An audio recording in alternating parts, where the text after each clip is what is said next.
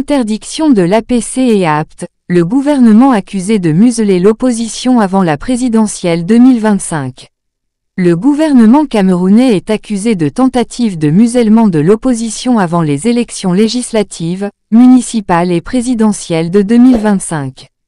Le ministre de l'administration territoriale, Paul Atanga Nji a interdit l'Alliance politique pour le changement, APC, dirigée par Jean-Michel Nincheux, et l'Alliance politique pour la transition, APT, dirigée par Olivier Bill. Pour le membre du gouvernement, ces coalitions, illégales, constituent des mouvements clandestins.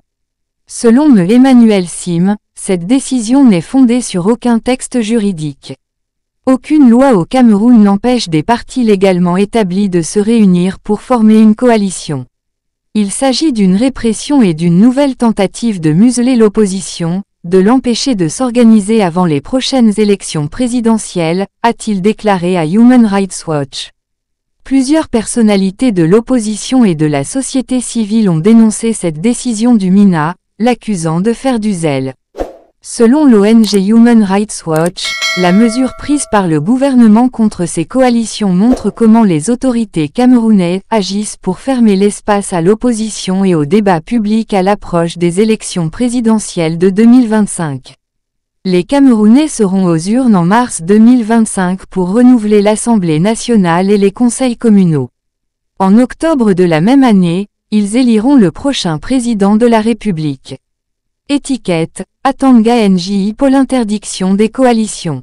4 réponses à interdiction de l'APC et APT, le gouvernement accusé de museler l'opposition avant la présidentielle de 2025.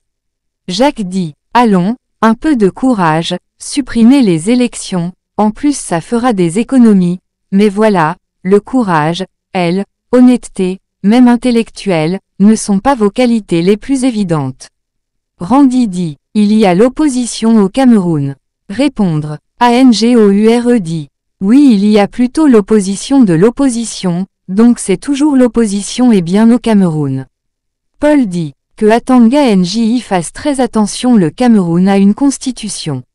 Sinon un jour ses propres policiers qui vont lui enseigner comment respecter notre pays. Le Cameroun n'est pas l'héritage des Mvondo.